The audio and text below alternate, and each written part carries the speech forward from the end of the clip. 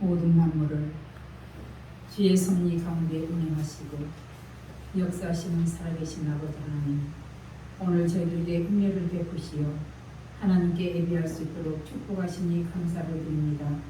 하나님, 이한 시간 저들이 드리는 이 예배를 받으시고 저들에게 하늘의 신령한 은혜와 땅의 기름진 복으로 채워주시기를 원합니다.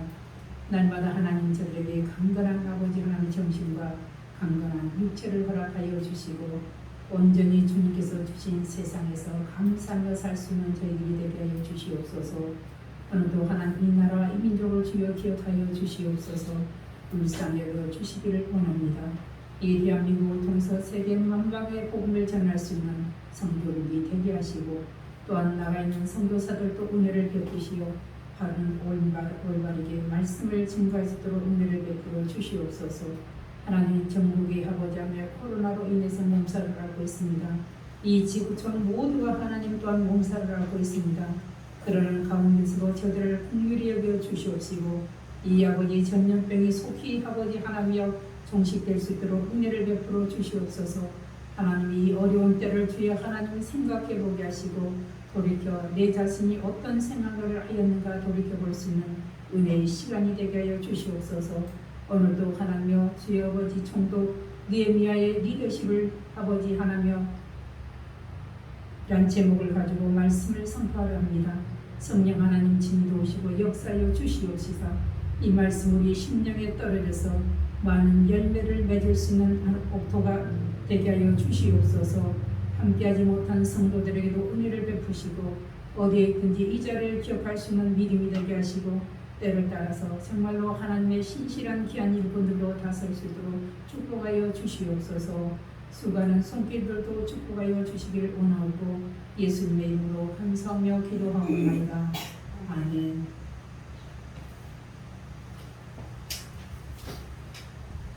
오늘 말씀 제목은 총독 느헤미야의 리더십입니다. 사람들마다 생각의 차이가 있습니다. 그 생각의 차이로 그 사람의 인생도 달라집니다. 어떤 사람은 원치 않는 상황에 봉착하면 불평하고 원망합니다. 반면에 어떤 사람은 그 상황을 대하는 생각과 보는 시각이 다른 사람도 있습니다. 근세기 한국을 대표하는 인물 중 한 분인 도산 안창호 선생님이 바로 그런 인물입니다.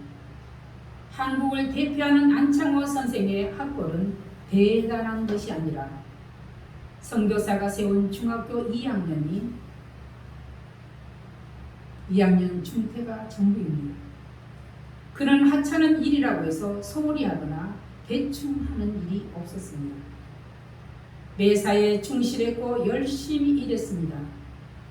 그는 어느 미국인의 저택에서 한 시간에 $1씩 받고 청소를 하게 되었습니다.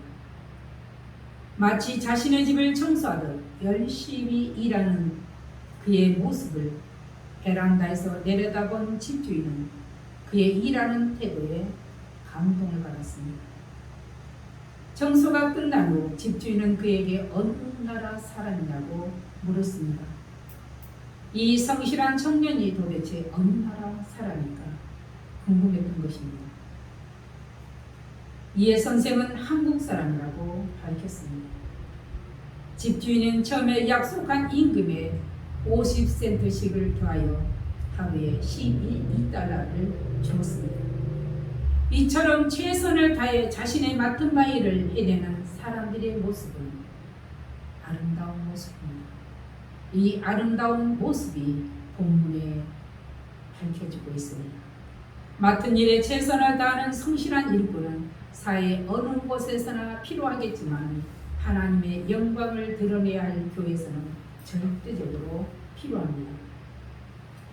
본문에 이스라엘을 대표하는 성실한 사람들이 있습니다. 그 중에 느헤미야가 있습니다. 느헤미야는 어떤 사람일까?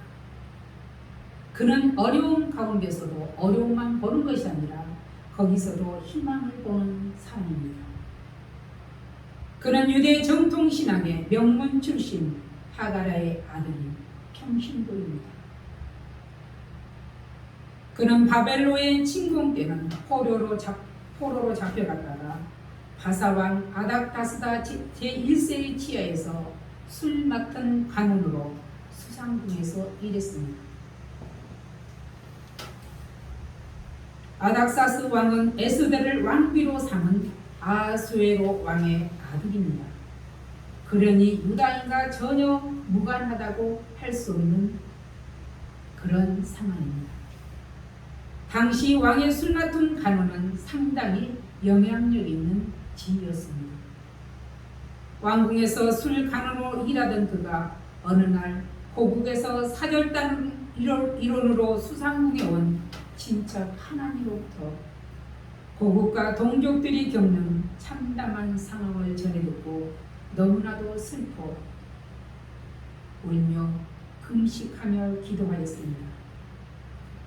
고국을 떠나 볼모로 끌려온 그는 나라의 소중함과 동족에 대한 그리움이 전절했습니다.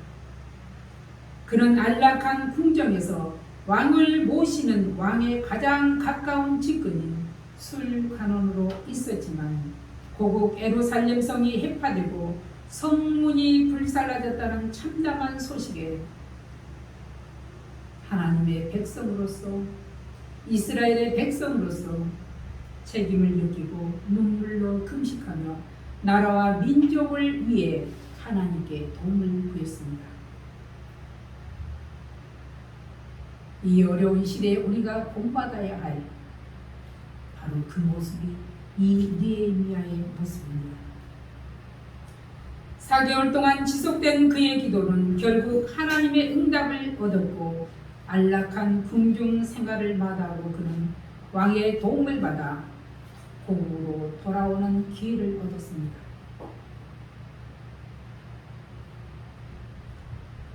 돌아올 때 그는 그냥 돌아온 것이 아니라 예루살렘 성벽을 재건할 그 많은 경비와 자재들까지 왕에게 하사받아 돌아온 것입니다. 참으로 큰 은혜입니다. 그가 얼마나 성실하게 왕을 위해 일했는가를 짐작할 수 있습니다. 그냥 몸만 가도 대단하고 그런데 다시 돌아오기를 약속받고 그 많은 물자와 그 주변국의 모든 나라들에 그가 자유레이 통행할 수 있도록 통행지까지 발급해 주었습니다.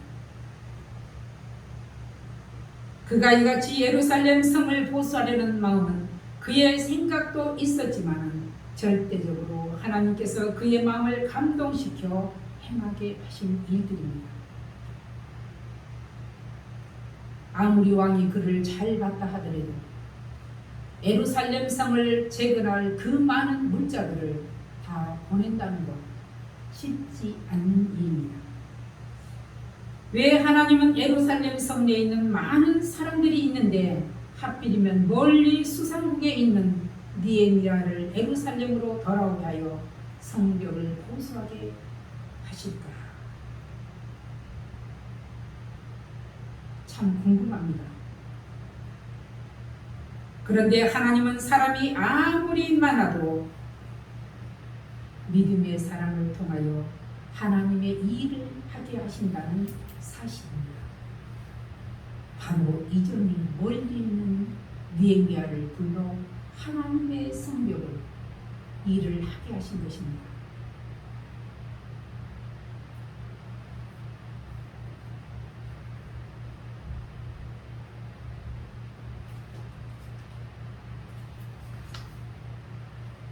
그런데 더욱 중요한 것은 성벽 재건이 그들에게 그토록 중요했던 이유가 있습니다. 우리나라 역사를 보아서도 알 수 있듯이 성을 쌓는 것은 그 나라의 경계와 함께 정치적인 자주권을 보여주는 것이기도 했습니다. 느헤미야 역시 그렇습니다. 예루살렘 성을 쌓고 이스라엘이 포로 생활에서 해방되어 자주적인 나라가 되었음을 만방에 보여주고 정치적 중심지인 예루살렘을 외부의 침략으로부터 보호하려 했던 것입니다. 지도자는 이렇게 큰 꿈을 그릴 줄 아는 그런 자이라 합니다. 그런데 그가 성을 쌓는 또 다른 이유가 있었습니다. 영적인 선민 이스라엘의 거룩성을 회복하고 순수성을 유지하기 위한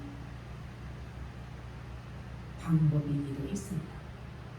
예루살렘은 무엇보다도 이방 민족과 선민 이스라엘과의 거룩성을 구별하는 것이 민족의 상징이었습니다.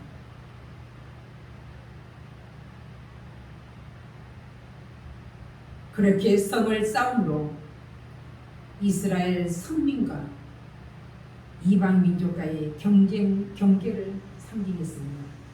그러니 귀하는 백성들은 성벽 재건 작업에 참여시켜서 민족의 정통성과 함께 하나라는 동질성을 회복시키고자 하는 그런 의도가 다분히 깔려있던 것입니다. 마치 우리나라 독립선언문에 대한민국이 자주 독립국임을 세계 만방에 선언하노라 하고 선포한 것 같이 말입니다. 그렇게 백성들이 성벽 재건 공사에 참여하고 있었지만 그렇다고 순탄하지 만은 않았습니다. 하나님의 일을 한다고 해서 아무 일 없이 순풍에 돌단 듯이 잘 가느냐, 그것이 아니라는 것을 여기서 보여줍니다. 성벽을 쌓는데 조롱하고 얼마나 방해하는지, 우리가 교회에서 하나님의 일을 하고 옳은 일을 해도 박수치고 칭찬하는 사람만이 있는 것이 아닙니다. 방해하고 비방하고 조롱하는 사람들이 있습니다. 이번에 금메달 3관왕을 했던 안산 선수도 비방의 글들이 올라오는 것을 우리는 매스컴을 통해서 들었습니다. 박수를 쳐도 부족한 판에 비방하고, 더 나아가서는 금메달도 박탈하라고 했습니다. 우리는 이런 데서 우리는 교훈을 삼아야 합니다. 외부적으로 조롱과 비방과 이협도 있었고, 그렇지만 더 무서운 것이 있었습니다. 그것은 내부적인 부패와 불의로 인한 갈등이었습니다. 외부에서 들어온 것보다 안에서 일어나는 것이 훨씬 더 어렵다는 것입니다. 세계 4대 문명이 무너지는 것도 다 외부로부터 들어온 것이 아니라 안에서 부패하여 다 그 아름다운 문명들이 다 사라졌습니다.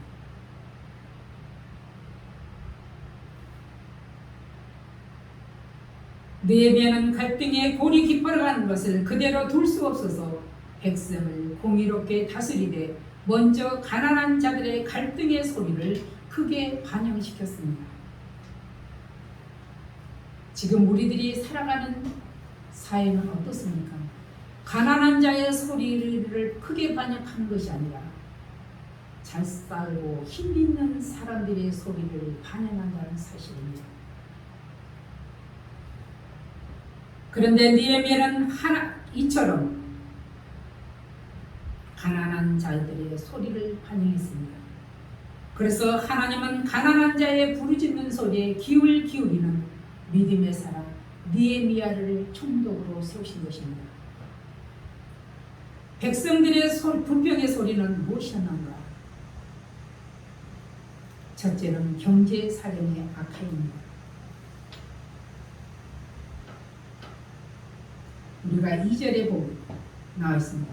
어떤 사람은 말하기를 우리와 우리 자녀가 많으니 양식을 얻어먹고 살아야 하겠다 하고, 어떤 사람은 말하기를 우리가 밭과 포도원과 집이라도 증강 잡히고 이 흉년에 곡식을 얻자 하고, 어떤 사람은 말하기를 우리는 밭과 포도원으로 돈을 빚내서 왕에게 세금을 바쳤다.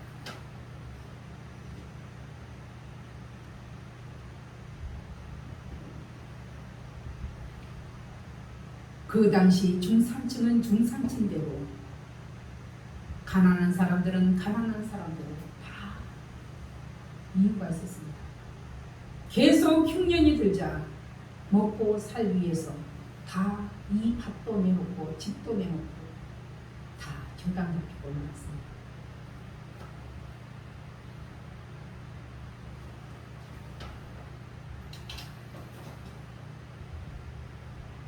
이렇게 문제 발단은 경제 사정이 극도로 악화되었다는 데 있었습니다. 지금의 시대도 마찬가지입니다. 코로나 팬데믹 확산으로 거리두기가 상향 조정되자 사람들은 엉성입니다. 당장 먹고 사는 문제가 달려있기 때문입니다. 우리나라 속담에 사비일 굶으면 담을 넘지 않을 자가 없다 했습니다. 이렇듯 불평하는 첫째 부류는 재산이 전혀 없는 노동자들입니다. 양식을 얻어서라도 먹어야 생명을 유지할 수 있는 그런 사람들입니다. 그리고 둘째 부류들은 집과 밭과 감나무과 포도를 가지고 있는 한때는 중산층이었지만 흉년으로 먹고 살 양식이 없어서 가진 부동산은 저당 잡히거나 빚을 내서 생활할 수밖에 없는 그런 사람들입니다. 셋째 부류는 어떤 사람들인가? 이렇게 어려운 상황에도 부과된 과한 세금은 내야 했습니다. 그래서 그들은 자기들의 소유를 맡기고 빚을 내었으나 그 이자를 갚지 못해 실제로는 아무것도 남은 것이 없었습니다. 보기는 그럴싸해도 한마디로 깡통이라 이 말입니다. 문제는 여기에서 그치는 것이 아니었습니다. 그것도 여의치 않는 사람들은 자녀를 노예로 팔아야 한 그런 극심한 상황에 처해 있습니다. 이미 자녀를 판 자도 있었고 더 큰 문제는 그들이 하나님께 언약의 백성들에게 주신 율법대로 행하지 않고 자녀를 노예로 넘기도록 강요하는 데 있습니다. 얼마나 비참한 생활인가 우리가 상상을 한번 해볼 수 있습니다. 우리나라도 60년대, 50년대, 60년대, 70년대 초까지만 해도 이랬습니다. 먹고 살기가 없어서 자식들을 7살, 8살, 9살, 10살 학교도 안 보내고 남의 집에 다 보냈습니다. 식모로 보내고 애기 보는 사람으로 보내고 그냥 입에 풀칠을 하기 위해서 보낸 것입니다.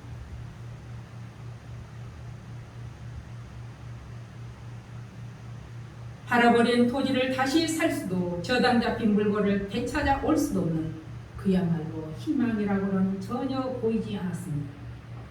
이런 가운데서도 느헤미야는 희망을 보았다는 것입니다. 두 번째, 백성들의 불평의 소리는 충족되지 못한 기대 때문입니다.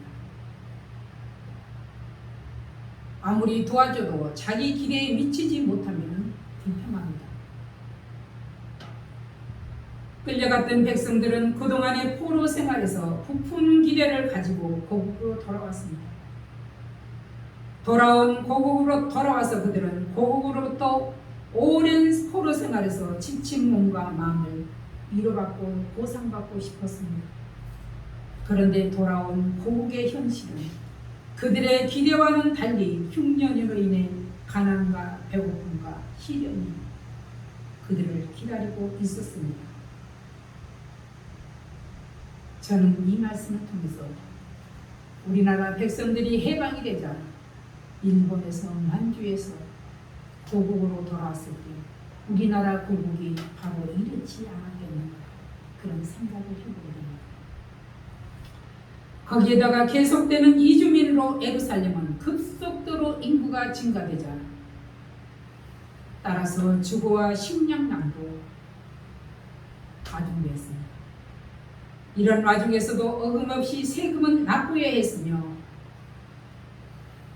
부자들과 상류층들은 이런 동족들의 극심한 생활고를 기회 삼아서 복심이나 돈을 대여해주고 그리고 자신들의 배를 불리게 급급했습니다. 우리는 경주 최씨 부자를 책으로도 우리는 구전으로도 기사를 통해서도 우리는 잘 알고 있습니다.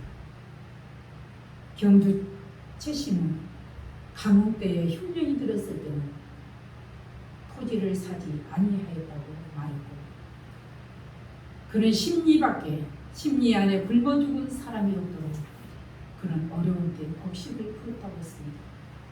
바로 느헤미야와 같은 정신이 아니었을까 하는 생각을 해봅니다.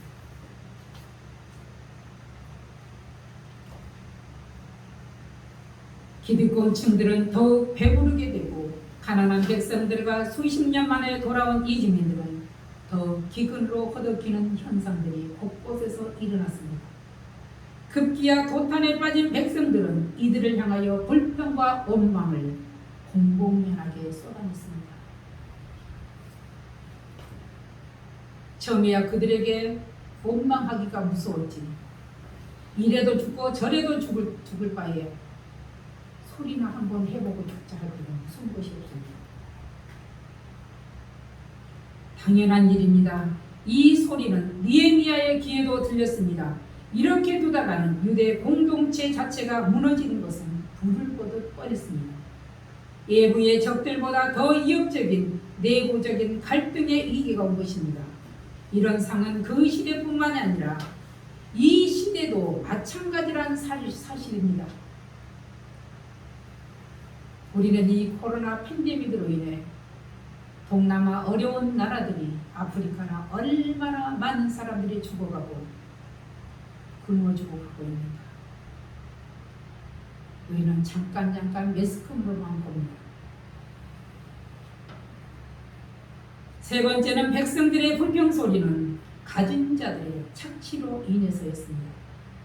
모세의 율법에 의하면 이스라엘 백성들은 이방인에게 꾸어진 돈에 대하여 이자를 받는 것은 허락되었습니다.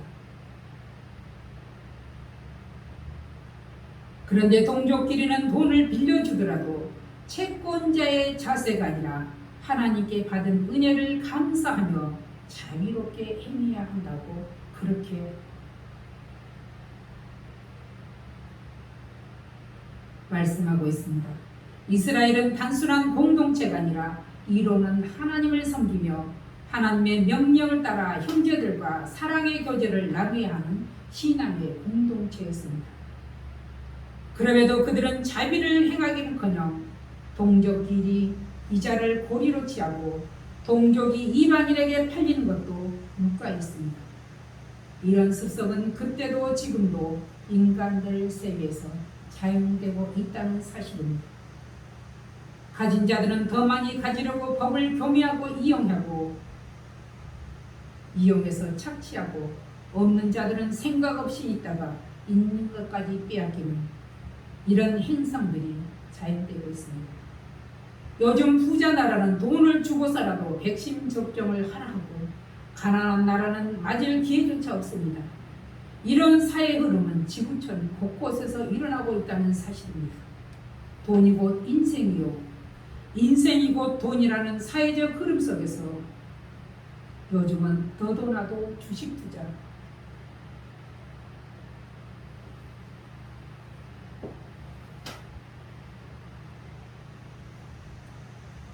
여러 투자에 열을 올리고, 어떤 이들은 이도저도 포기하고 정부에서 주는 지원금을 받아 살려고 합니다. 어떤 방법이 옳다고 딱 말할 수는 없습니다. 이러한 가운데 우리는 느헤미야 총독의 리더십을 살펴봐야겠습니다. 그는 어떤 방법을 택했는지 지금의 우리나라의 총리들과 비교하여 살펴보겠습니다.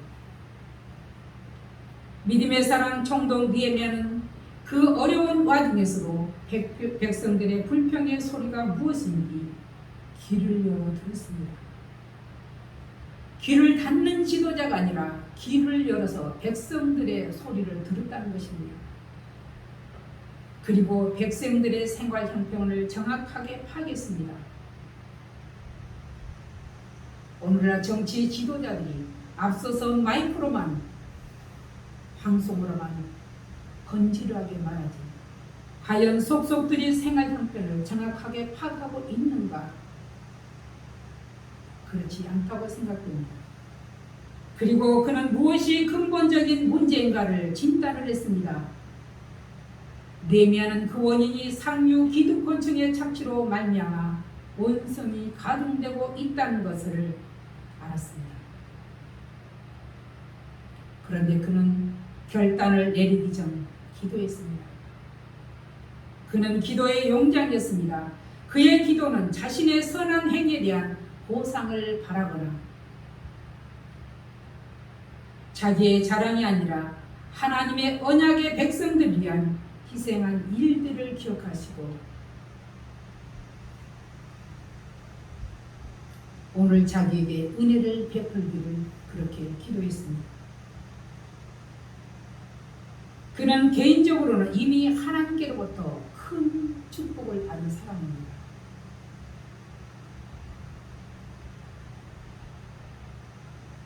그는 수상궁에서 일하면서 오랫동안 일하면서 그는 많은 재물을 모았습니다.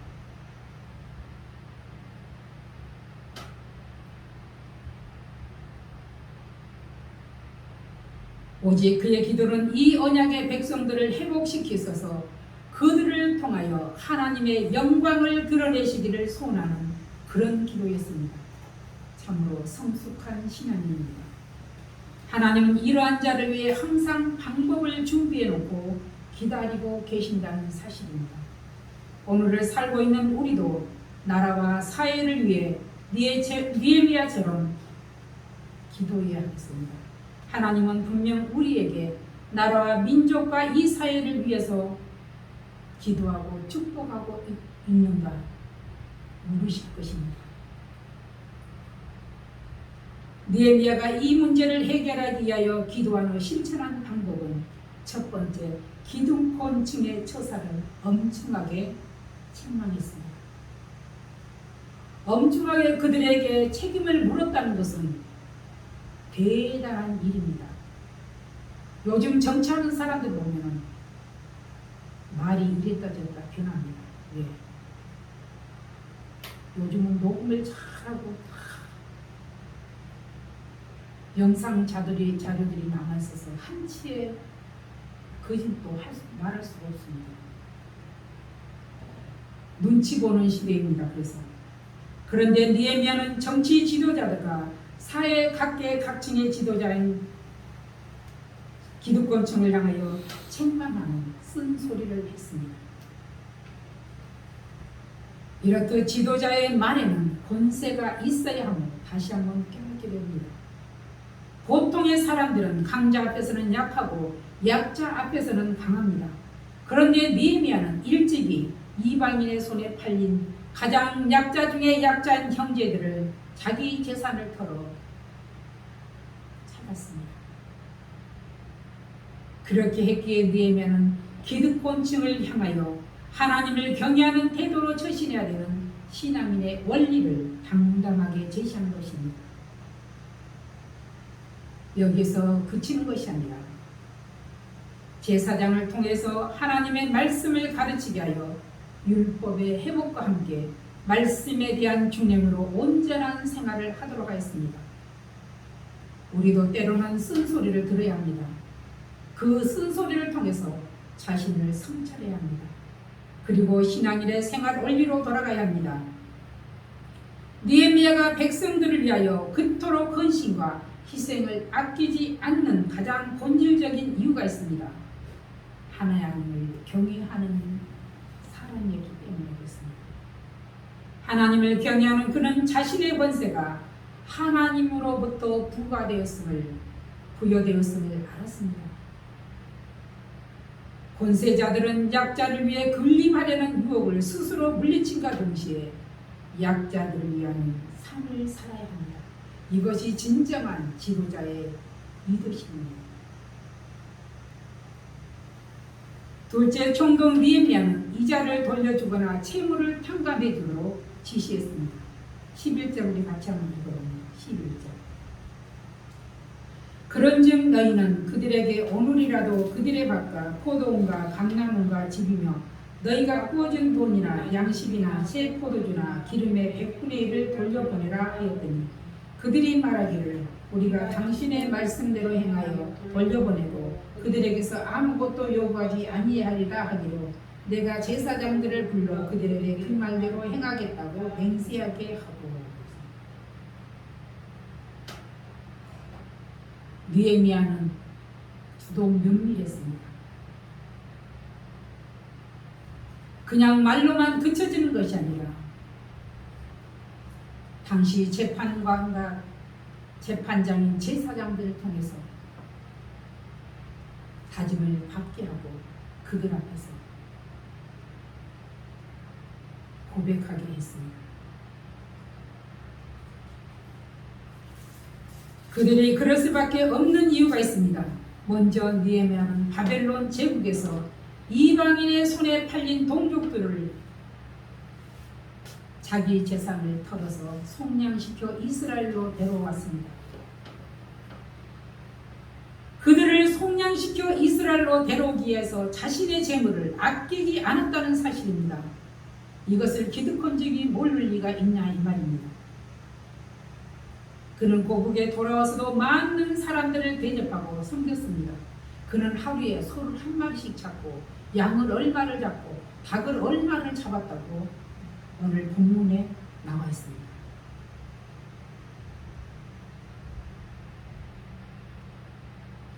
그래서 우리는 물질을 놓고도 우리는 기도해야 합니다. 내 호주머니 물질이 없으면 남을 대접하기가 어렵습니다. 남들 앞에 서기도 떳떳하지도 못합니다.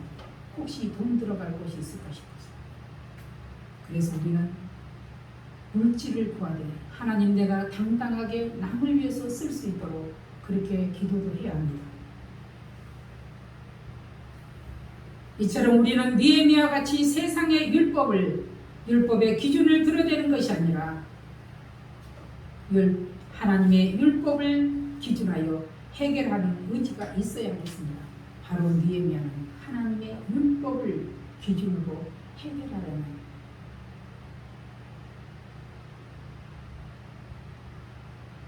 그런 방법이 있었습니다. 하나님의 기준은 우리를 속량하시기 위해서 자신의 모든 것, 하늘의 보좌도 생명도 십자가에 내어주시는 예수 그리스도의 삶입니다. 느헤미야를 통해서 우리가 깨달을 수 있는 것은 냉철한 계획입니다. 행동으로 옮기기 전 먼저 주도 면밀하게 계획을 세워서 처리했기 때문에 실패가 없었다는 것입니다. 만약 그가 자기 감정대로 성급하게 처리했다면 오히려 그들의 반발을 사서 역효과를 초래했을지도 모릅니다. 그러니 우리도 때로는 마음에 맞지 않고 분이 나더라도 조심하고 또 조심하는 행동을 늘 교훈 삼아야 하겠습니다. 그리고 두 번째, 느헤미야의 지도자로서의 리더십입니다. 느헤미야가 기득권층을 엄히 책망하고 더 이상 착취행위를 벌이지 않도록 강력하게 지시할 수 있었던 것은 그가 먼저 솔선수범하여 모범적인 생활을 했기 때문에 가능했습니다. 만약 입으로 온갖 선하고 의로운 말들을 하면서 정작 자신은 행하지 않았다면 결코 다른 사람들을 감동시킬 수 없었을 것입니다. 오히려 위선자로 비난받았을 것입니다. 오늘 정치 대통령 후보로 나온 사람들 보면 서로 남의 험담을 지적하게 부지런합니다. 오늘날의 정치 지도자들과는 달리 느헤미야는 12년 동안 총독으로 재임하면서 하나님 나라와 그의 의를 구하는 데 충성을 다했습니다. 그리고 몸소 나눔의 실천을 했습니다. 우리의 인생의 긍정의 생각은 나에게 주어진 오늘을 내 인생의 최고의 날로 만들 수 있습니다. 모두가 그런 주인공들이 되시기를 주의 이름으로 축복합니다. 기도하겠습니다. 살아계신 아버지 하나님, 불평불만이 아니라 긍정의 생각으로 오늘 내게 주신 하루를 최고의 날로 만들 수 있는 그런 믿음의 사람이 될 수 있도록 은혜를 베풀어 주시옵소서. 예수님의 이름으로 감사하며 기도하옵나이다. 아멘.